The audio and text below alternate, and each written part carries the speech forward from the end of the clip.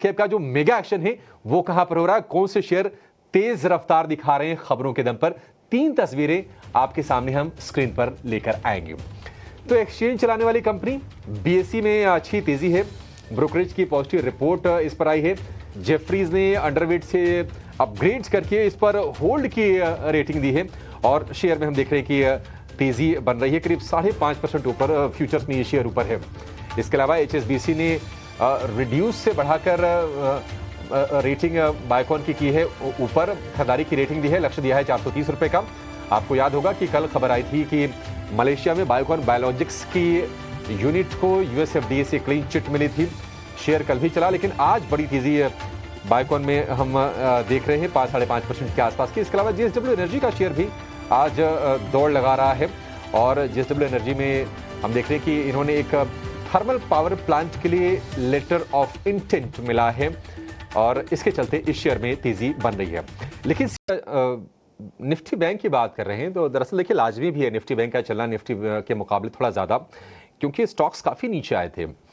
850 वाला एसबीआई 750 के नीचे है, 1800-1900 की रेंज में 1850 के ऊपर गया था। एचडीएफसी बैंक वो 1650 रुपये के 1650 रुपये के आसपास है। क्या बैंकिंग स्टॉक्स में आपको कहीं अच्छे मौके दिख रहे हैं? मान लीजिए मैं थोड़ा सा नजरिया लंबा कर लूं, मैं अगर 2 या 3 हफ्ते के व्यू से देखूं, क्या एसबीआई, आईसीआईसीआई और इसके अलावा एक्सिस बैंक, इन शेयरों को लेकर आपका कन्विक्शन बिल्ड हो रहा है? तो देखिए बैंकिंग में जैसे मैंने पहले मेंशन किया कि एक बाउंस बैक पॉसिबल है, लेकिन जो मेन ट्रेंड है वो नेगेटिव है।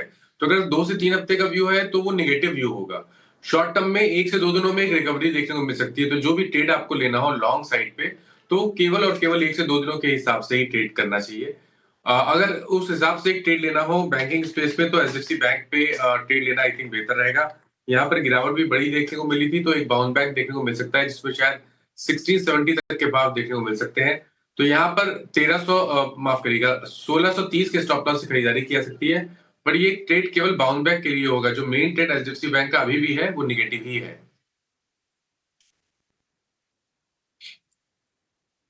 ठीक है, बैंकिंग का भी मूड हमने चेक कर लिया। एक और शेयर जो मुझे ठीक लग रहा है वो है बजाज फाइनेंस का। मानस जी, बजाज फाइनेंस आप जरा एक बार अपने चश्मे से इसको जरा चेक कीजिए, कैसा लग रहा है आपको बजाज फाइनेंस? बजाज फिनसर्व दोनों चार्ट्स पे अच्छे लग रहे हैं। तो ऐसा हो सकता है कि जो फाइनेंशियल में मैं बात कर रहा हूँ एक बाउंस बैक की, उसमें शायद एनबीएफसी स्टॉक ज्यादा अच्छा परफॉर्म करे। और बजाज फाइनेंस में अगर एक ट्रेड लेना हो तो लॉन्ग साइड पे होगा। स्टॉक करेक्ट हुआ था, 20 डे मूविंग एवरेज पे सपोर्ट लेकर रिकवरी दिखाई है। मेरे ख्याल से 7280 के स्टॉप लॉस से यहाँ पर एक लॉन्ग साइड पे ट्रेड लिया जा सकता है, जहां आप 7600 की उम्मीद कर सकते हैं।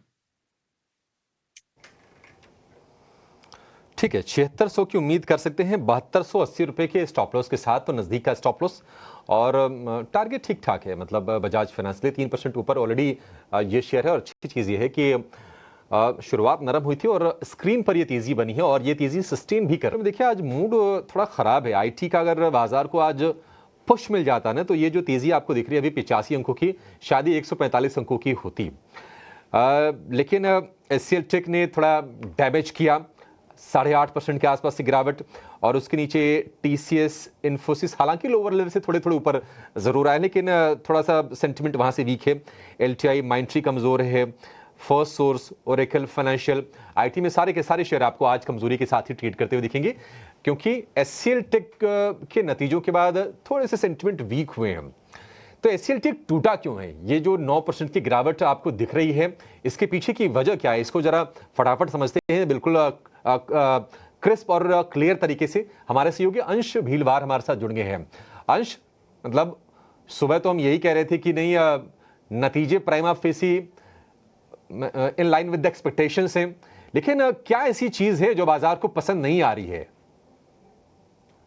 तो एचसीएल टेक में हमें भारी गिरावट होती हुई नजर आ रही है। इसके की रीजंस देखें तो सबसे पहला रीज़न तो ये है कि जो मैनेजमेंट कमेंट्री थी वो एकदम पॉजिटिव नहीं थी, काफ़ी मिक्स थी, जिसकी वजह से थोड़ा कन्फ्यूजन हुआ था। दूसरा पॉइंटर यहाँ पे देखें तो मैनेजमेंट ने बताया कि जो स्मॉलर डील्स है वो तो जल्दी कन्वर्ट हो जा रही है, लेकिन जो लार्जर डील है वो कन्वर्ट होने में टाइम ले रहा है। तो इस लैग के वजह से एक नेगेटिव इम्पैक्ट यहाँ पे होता हुआ नजर आ रहा है। तीसरा पॉइंट, मैनेजमेंट ने ये भी बताया है कि जो सॉफ्टवेयर परफॉर्मेंस है वैसे तो उसमें ग्रोथ हुई है, लेकिन जो ग्रोथ हुई है वो उनके खुद के एक्सपेक्टेशन से कम है। ये भी एक नेगेटिव तरह से एक्ट करता हुआ नजर आ रहा है, जिसने कि मार्केट का मूड खराब किया है स्टॉक को लेकर। चौथा रीज़न यहाँ पे देखें तो मैनेजमेंट ने रुपी डेप्रिसिएशन भी हाईलाइट किया है कि हाँ, इसका भी इम्पैक्ट हो सकता है। हालांकि अभी से अनुमान नहीं किया जा सकता कितना होगा, लेकिन इसका इम्पैक्ट होता हुआ नजर आ सकता है। अब इन सब रीजंस के चलते हम देख रहे हैं कि ब्रोकरेजेस ने भी स्टॉक को डाउनग्रेड किया है, और यहाँ पे अगर हम देखें तो नोवामा ने मेनली स्टॉक को डाउनग्रेड करके होल्ड की रेटिंग दी गई है। तो ये कुछ रीजंस है जिनके वजह से स्टॉक आज गिरता हुआ नजर आ रहा है। ठीक है, तो नंबर्स जो आए वो तो ठीक थे, लेकिन आगे की जो तस्वीर है वो उतनी ग्लूमी नहीं दिख रही है। और जो डील्स हैं, देखिए क्या है ना, आईटी में हम आगे देखते हैं, इसलिए गाइडेंस को तवज्जो थोड़ा ज़्यादा दिया जाता है कि आगे आने वाले भविष्य कैसी दिख रही है, किस तरह की डील्स रैंप अप हो रही है, ऑर्डर वैल्यू किस तरह की है, कॉन्ट्रैक्ट वैल्यू, ये तमाम चीज़ें। तो ये थोड़ी सी उसमें निराशाजनक चीज़ें निकल के आ रही हैं, और ब्रोकरेजेस ने भी इस पर अपना जो व्यू दिया है थोड़ा सा नेगेटिव साइड का ही है। एचसीएल टेक 8-8.5% ऊपर नीचे, और हम देख रहे हैं कि उसके बाद हालांकि गिरावट नहीं बढ़ी, क्योंकि ऑलरेडी काफ़ी ज़्यादा गिरावट इसमें हो गई है। 1850 रुपये के आसपास के भाव हैं, 1797 रुपये तक ये शेयर फिसला था। मानस जी, एचसीएल टेक पर एक व्यू दीजिए, क्या करना चाहिए अभी? तो देखिए, अगर आपके पास लॉन्ग पोजीशन है तो कभी कोई उछाल मिले तो वहां पर निकलना चाहिए, क्योंकि स्टॉक अपने 50 और 100 मूविंग एवरेज के नीचे फिसला है। तो उम्मीद किया सकती है कि यहाँ पर थोड़ी सी गिरावट अभी और बढ़ सकती है। 20 वीक मूविंग एवरेज के नीचे ट्रेड कर रहा है, तो अगर टारगेट सेट करने होंगे तो करीब करीब 1700 रुपए के रहेंगे, जहां पर 200 मूविंग एवरेज और 50 वीक मूविंग एवरेज दोनों आते हैं। तो 1700 रुपए तक की गिरावट अभी और देखने को मिल सकती है। तो थोड़ा कॉशियस रहिए, कभी उछाल मिले तो निकलने की कोशिश करनी है, और फ्रेश खरीदारी केवल 1925 के ऊपर ही करनी है।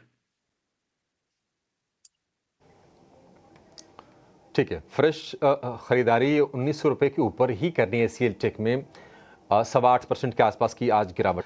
आईसीआईसीआई सिक्योरिटीज की अच्छी रिपोर्ट आई थी पीएफसी और आरईसी। आईसीआईसीआई सिक्योरिटीज की अच्छी रिपोर्ट आई थी पीएफसी और आरईसी को लेकर, और दोनों पर खरीदारी के राय के साथ कवरेज इन्होंने शुरू किया है।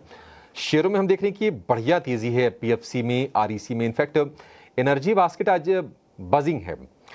पीएफसी आरईसी, क्या फर्दर आपको लगता है कि मूव ये कंटिन्यू करेगा मानस जी? पीएफसी आरईसी के अलावा आप चाहें तो आईआरईडीए या फिर एनटीपीसी पर भी व्यू दे सकते हैं। पावर में सही क्या लग रहा है आपको? देखिए, अगर इन स्टॉक्स की बात करिए तो केवल एक बाउंस बैक की आप उम्मीद करिए। अभी कोई बहुत बड़ा ट्रेंड रिवर्सल का कोई साइन चार्ट्स पे दिखता है नहीं। पीएफसी आरईसी में रिकवरी थोड़ी और बढ़ सकती है, क्योंकि पीएफसी आरईसी दोनों ने काफी बड़ी गिरावट देखने को मिली थी, और दोनों अपने 10 और 20 डे मूविंग एवरेज के काफी दूर ट्रेड कर रहे हैं अभी भी, बाउंस बैक आने के बाद भी। तो अगर एक ट्रेड लेना होगा तो वो पीएफसी पे होगा। लॉन्ग साइड में ट्रेड लेना है, एक स्टिक स्टॉप लॉस 404 का लगाना है। अगर उसके नीचे जाए तो लॉन्ग पोजीशन से निकलना चाहिए। और ठीक है, 430 तक के भाव आ सकते हैं पीएफसी को लेकर। चलिए, ब्रेक का एक वक्त हो गया है, लेकिन ब्रेक पर जाने से पहले आपको अहमदाबाद से बहुत ही कुछ खूबसूरत तस्वीरें दिखाएंगे पतंगबाजी की। अहमदाबाद में काइट फेस्टिवल होता है। आज उत्तरायण का पर्व है गुजरात में, बाकी देश में मकर संक्रांति, पोंगल, खिचड़ी, तमाम नामों से ये पर्व जाना जाता है।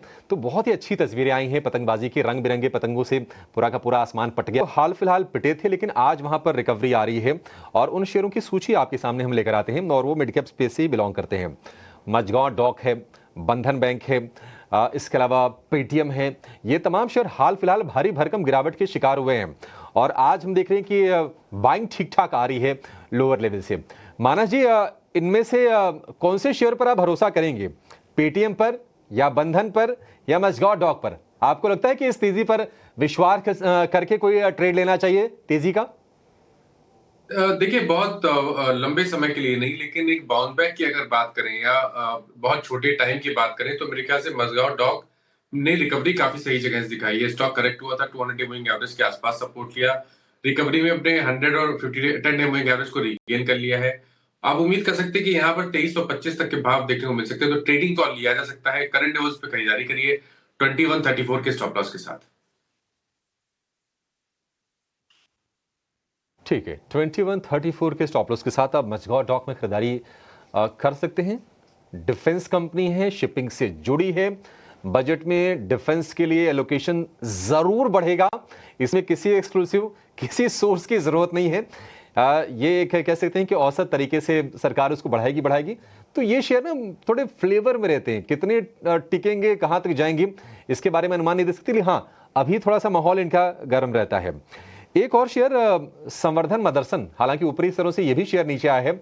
आज 4% के आसपास की तेजी हमें दिख रही है शामिल संवर्धन मदरसन के शेयर में।